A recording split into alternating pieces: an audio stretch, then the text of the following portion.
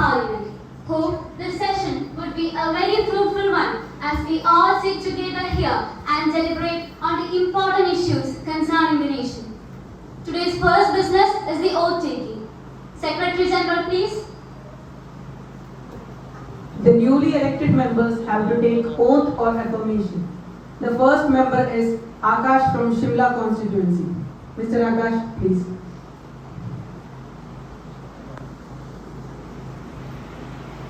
What would you like to take, oath or affirmation? In which language would you like to take it? English.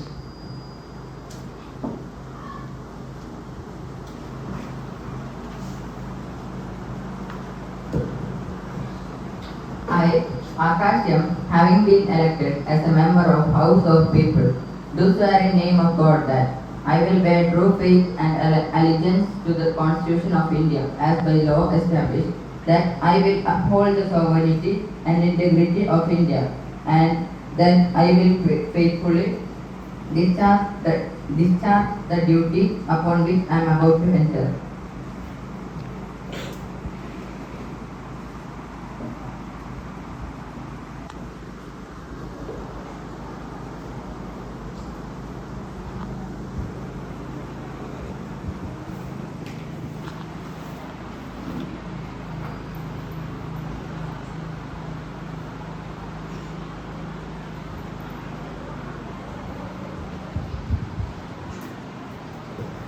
The second member is Ms. Anashwara from Jodhpur constituency. Ms. Anashwara, please.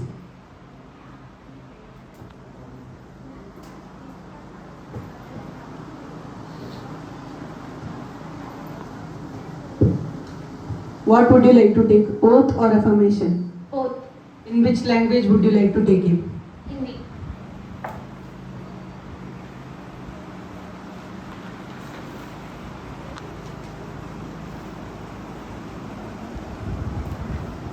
मैं जो अनुश्रा युवा संसद का सदस्य निर्वाचित हुई हूँ, ईश्वर की शपथ लेती हूँ कि विधि द्वारा स्थापित भारत के संविधान के प्रति श्रद्धा रखूंगी, देश की प्रभुता और एकता को बनाए रखूंगी तथा जिस पद को मैं ग्रहण करने वाली हूँ उसके कर्तव्य का श्रद्धापूर्वक निर्वाह करूंगी।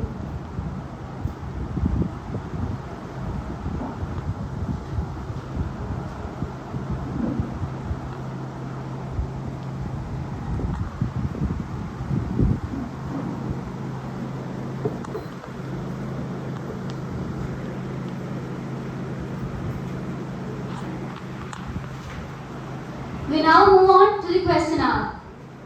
Question number 101. Mrs. Vaishnavi. Madam, India has a federal system of government consisting of members of state governments and union governments. Election to the 28 state legislative and 8 union territories besides the parliament is mammoth exercise. It implies a heavy expenditure and working days. This is additional to the local body election. In this context, I would like to ask the government, through you ma'am, whether the government is planning to bring about the one election policy and one nation? If yes, by what time does the government is intended to do so? If yes, if implemented, what are the advantages and challenges of one nation and one election? What are the steps taken by the government to achieve the consent of political parties? Yes, the Minister for Law, please. Respected man, the question raised here has been an issue being debated by the society by and large. The practice of one common synchronized election is nothing new to the Indian polity. We had common elections to the parliament and the assemblies in the year 1952, 1957 and 1962. It was discontinued when some state governments were dissolved before completing its term in 1967-68. The government has not set any time frame as of now. As you are aware, conducting an election is a mammoth exercise that costs thousands of crores of rupees. The main advantage is that we can save this recurrent cost for exchequer and the time spent for the election. We must also note that there is local self-government elections such as panchayat, municipality and corporation elections.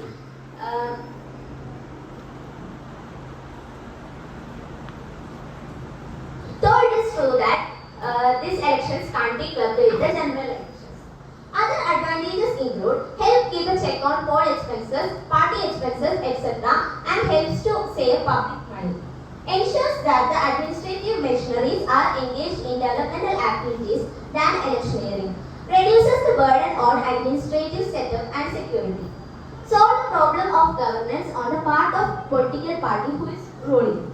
It is generally seen that for short-term political gains from a particular assembly election, ruling politicians avoid taking harsh long-term decisions which can help the country in the long run. It provides more time to the stakeholders, political parties and the election commission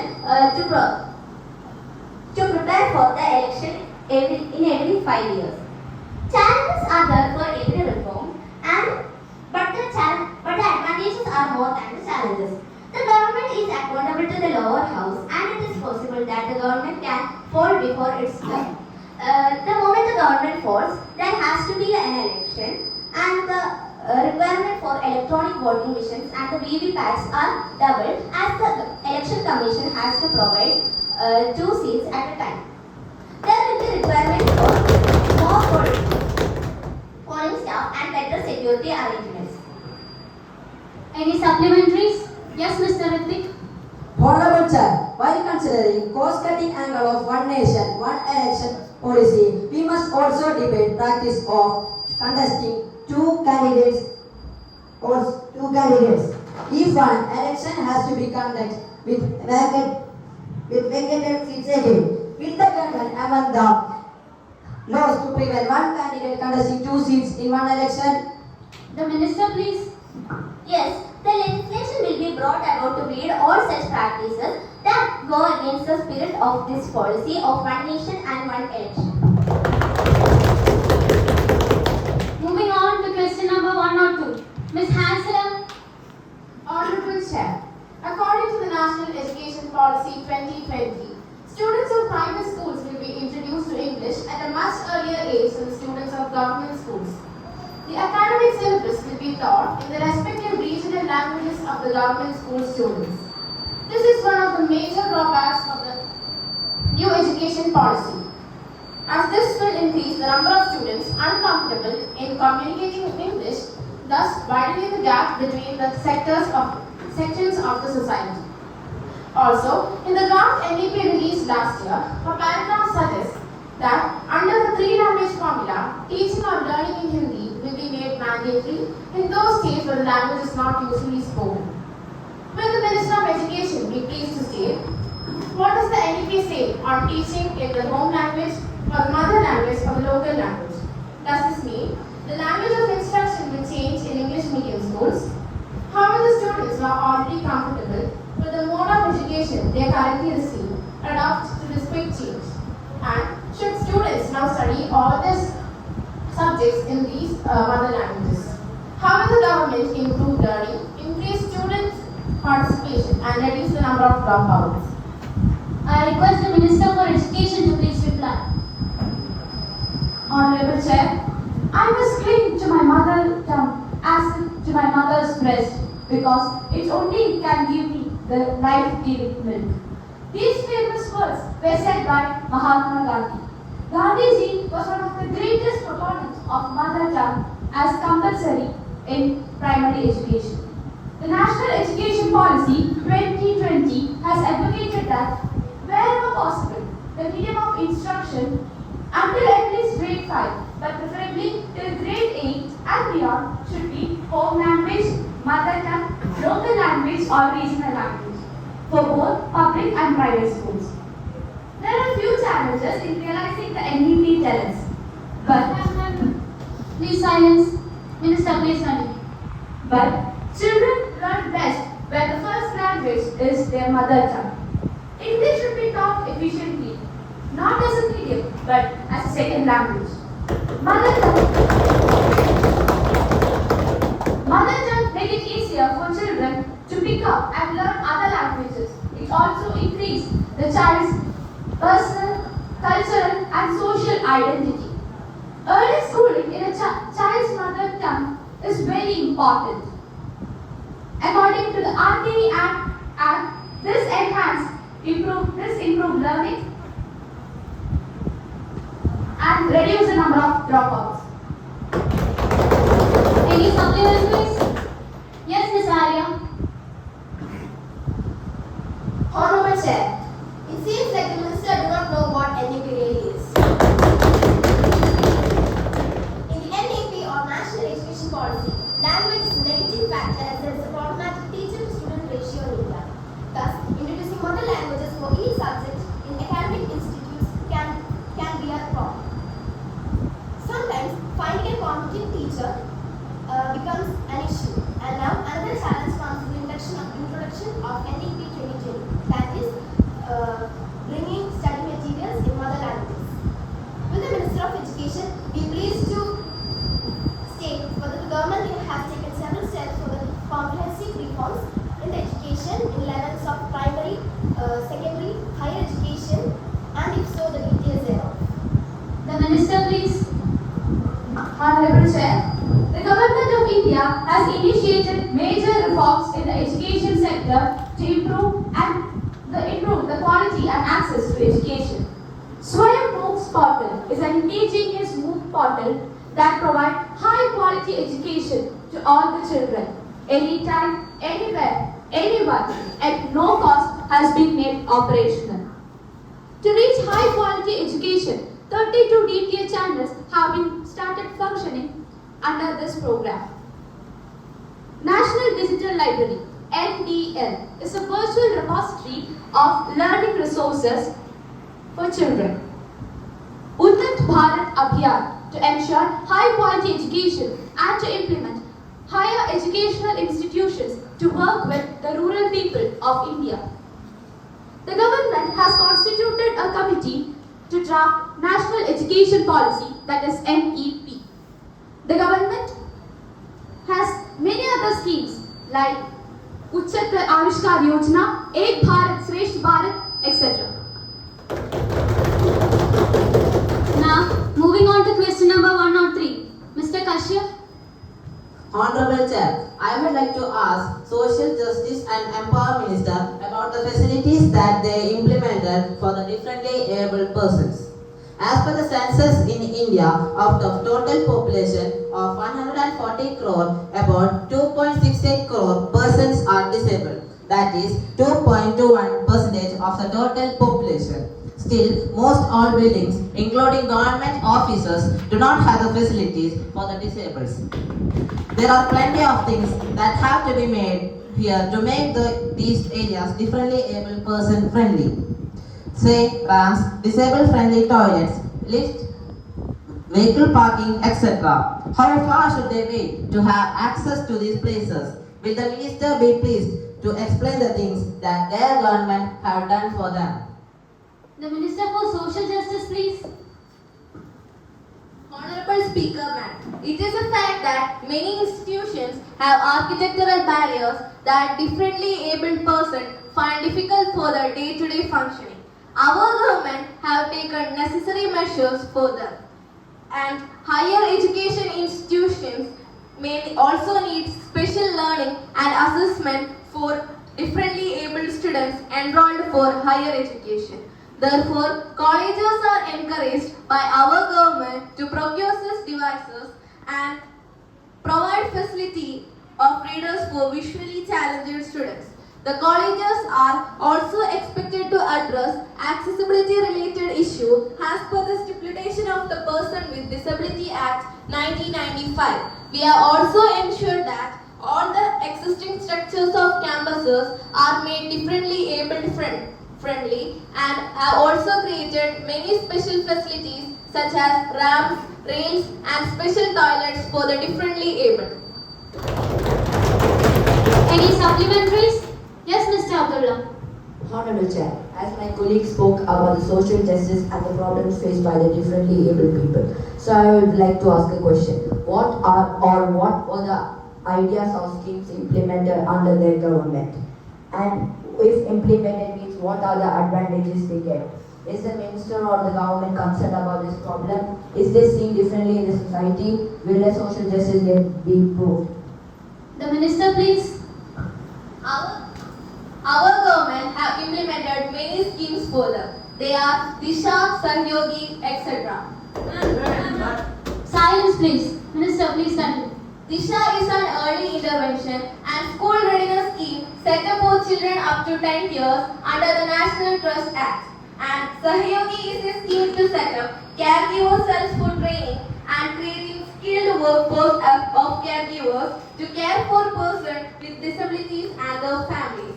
These schemes provide training and counseling to both parents and children and also provide support to the family.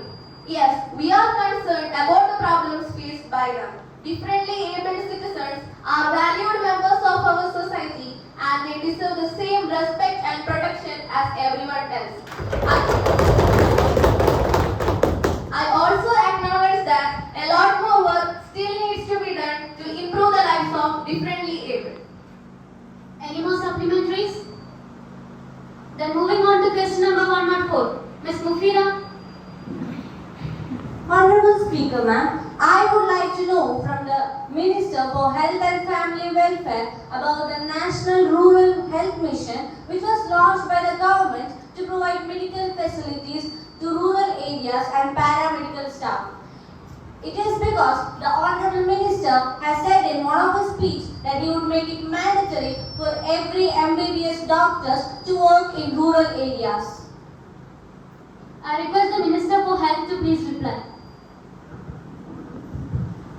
Honorable Chair, India is the second most populated country after China. India has a total population of almost 140 crores, out of which 64.41% is constituted by rural population. So, this rural health mission was also passed in April 12, 2005.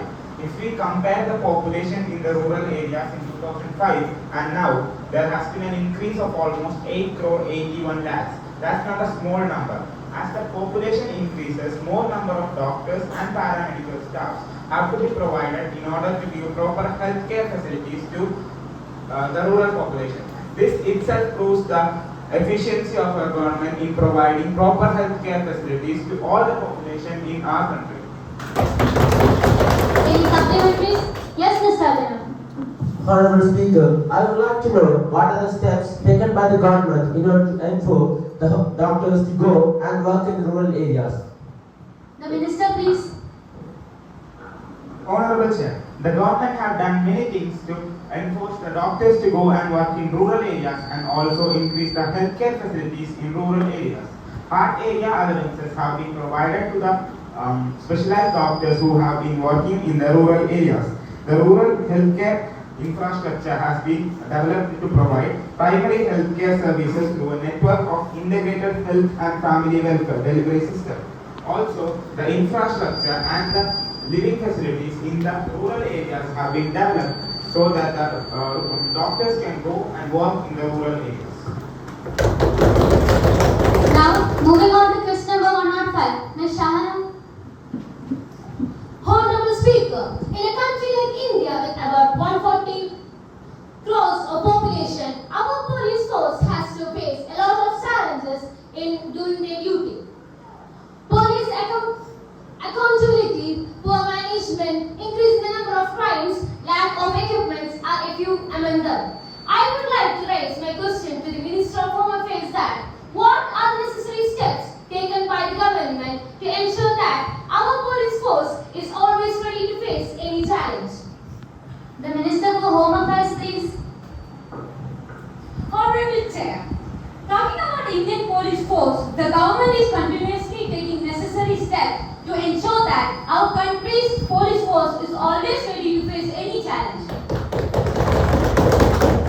The government has decided to create a database on crimes such as terrorism, narcotics, and economic offense. It has established the Indian Cybercrime Coordination Center 14C combat cybercrime in a comprehensive manner. Any supplementaries? Yes, Mr. Archie. Honorable Chair, I would like to ask a question to the Minister of Home Affairs.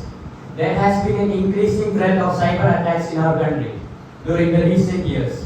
What are the measures taken by the government to counter this? The Minister, please.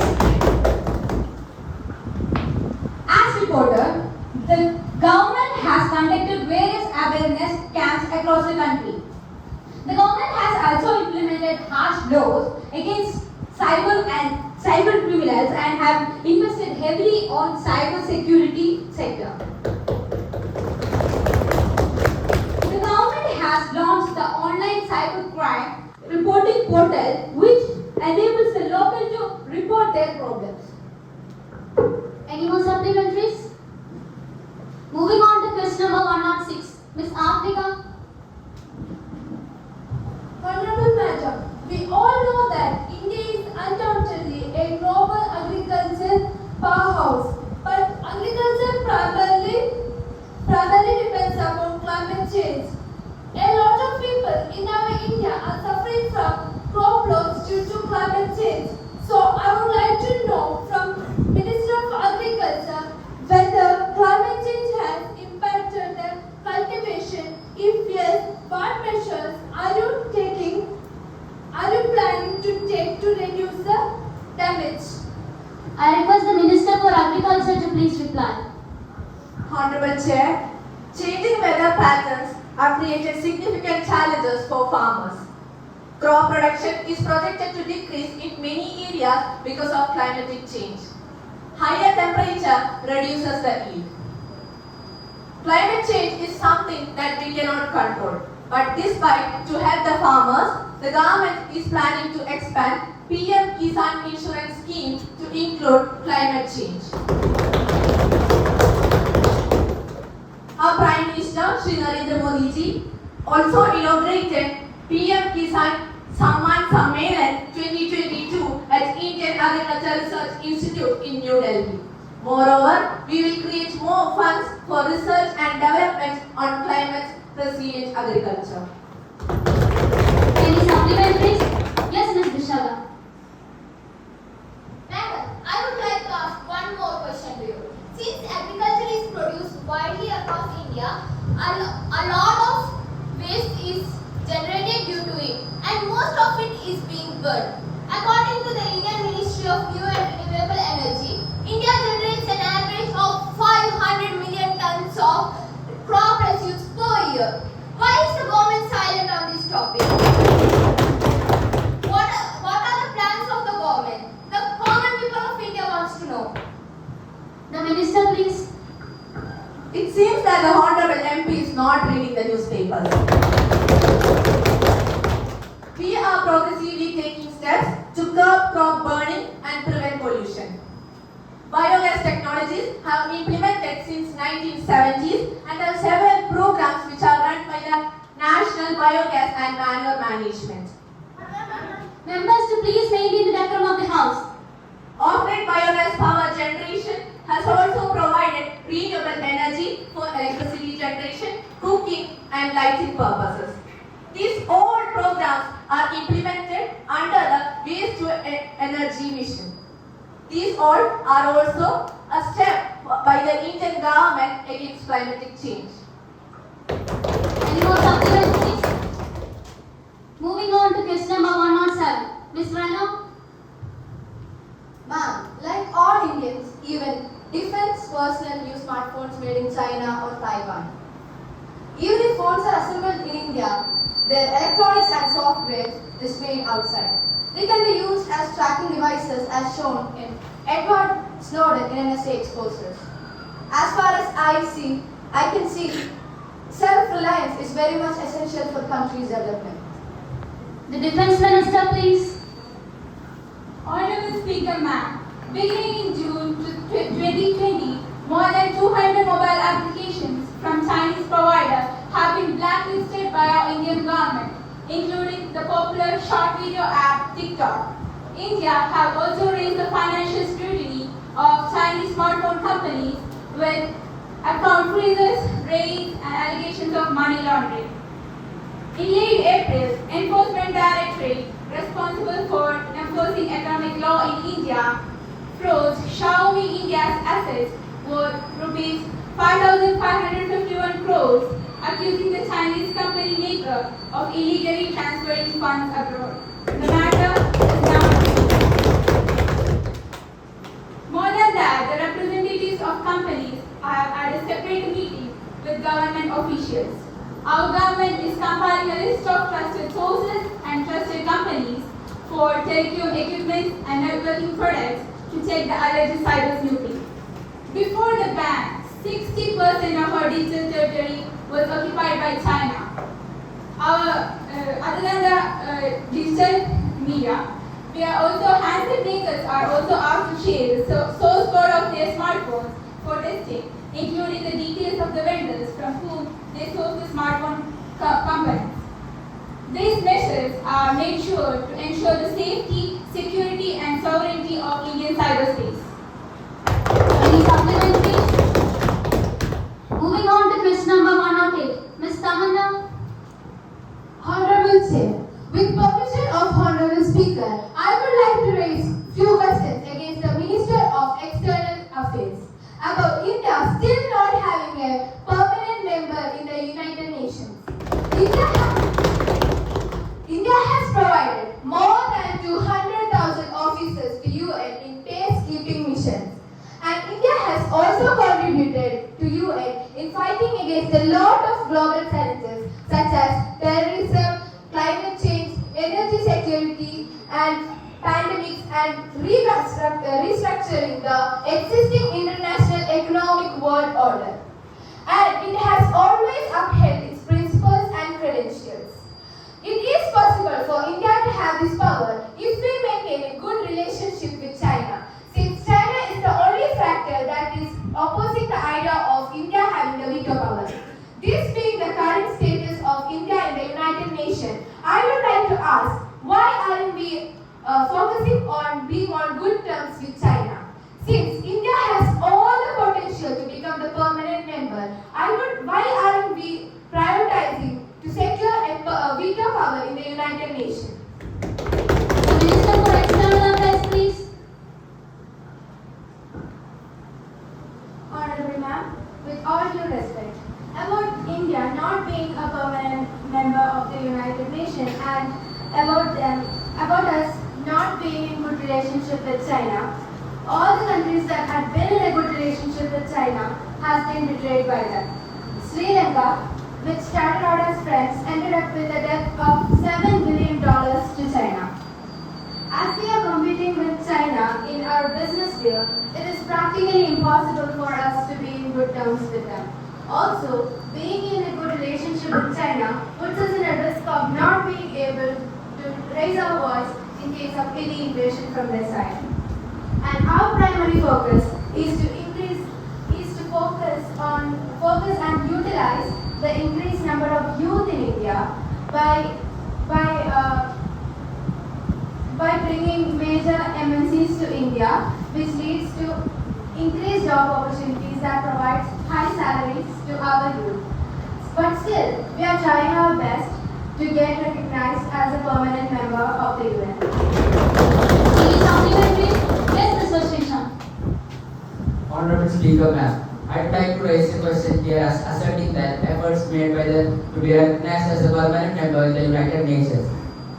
Can you share the progress made by the current government towards the recognition of India as a permanent member in the United Nations for getting the veto power? The Minister, please. Putting the safety of our nation as our first priority, we have been getting closer to more and more countries over the past few years, and all those countries were strangers to us until the last few years.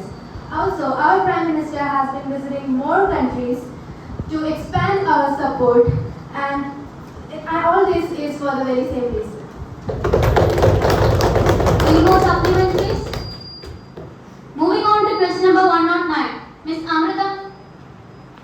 Respected Speaker, kitchens will soon see a lockdown if the government does not take corrective measures. The government's policies have hit hard 28 crore households in the country. During the last government regime, 27 crore people were brought above the poverty line. Then it was learned from this report, which was made public in 2021, that as many as 23 crore people were once again below the poverty line. As a developing country with the second largest population in the world, one of the challenges India faces is rise in prices. Over the past few years, the essential commodities have seen price rise ranging from 72% to 158%. There is no doubt in fact that it is the common man who is the most affected person at the end of the day. So my question is very simple, madam. What are the policies or measures adopted by the government to curb the price rise? I request the Minister for Finance to please give the reply. Honorable Ma'am, the government has adopted several measures to curb the price rise. The government announced an excise tax of 8% per litre on petrol and 6% per litre on diesel. The government will bear a shortfall of 1 lakh crore rupees due to the excise duty cut on petrol and diesel. During the current and the next financial year, the government has permitted duty-free imports of 20 lakh ton of crude soybean and crude sunflower oil. Under the Ujjwala Yojana, the government has also granted a 200 per cylinder subsidy. This will benefit around 9 crore beneficiaries. Any supplementaries?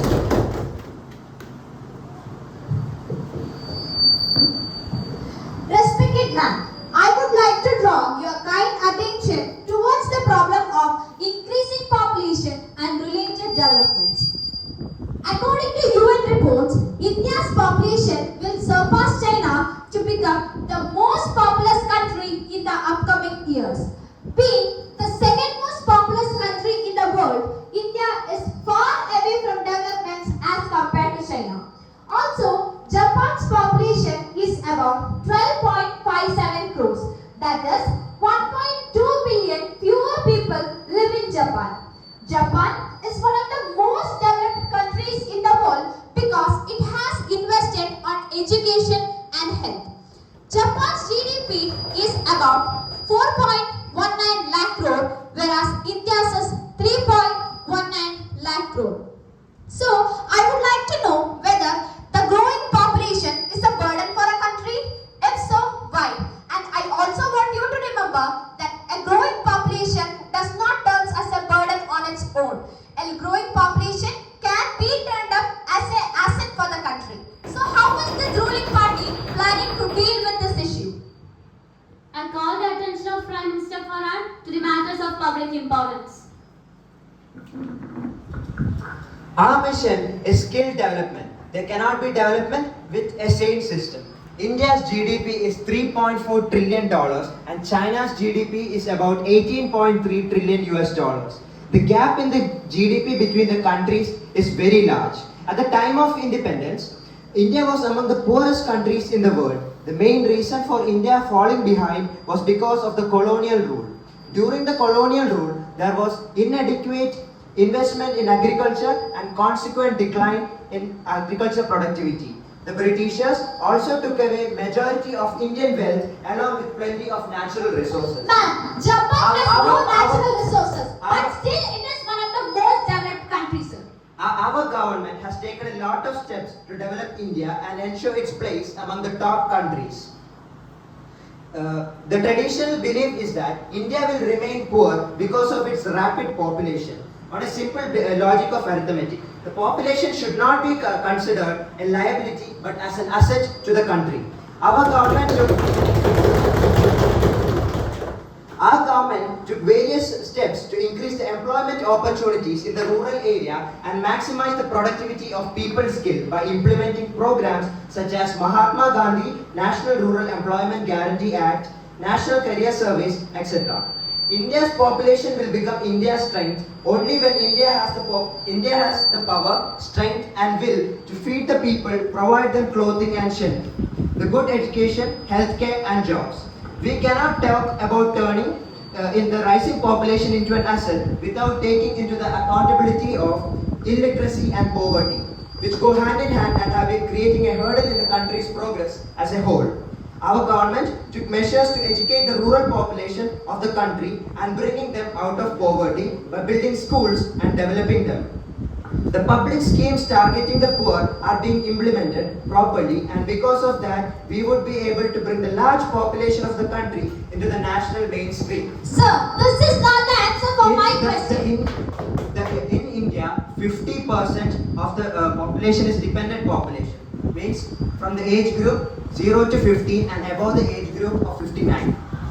This is why India is lagging behind, because only half of the population is a workforce and government workforce. Our government is trying to find solution for reducing the overburden of the working class. We discussed to appoint a commission to study these problems. So after getting the report from the commission, the government will take serious measures for it. No capital in the world can substitute the human capital. Our government is trying to utilize its skilled and talented population. I would also like to add that India's death rate is comparatively lower than Japan, and this itself shows the ability of the government and the healthcare policies. Okay then, today's session is over. We will continue.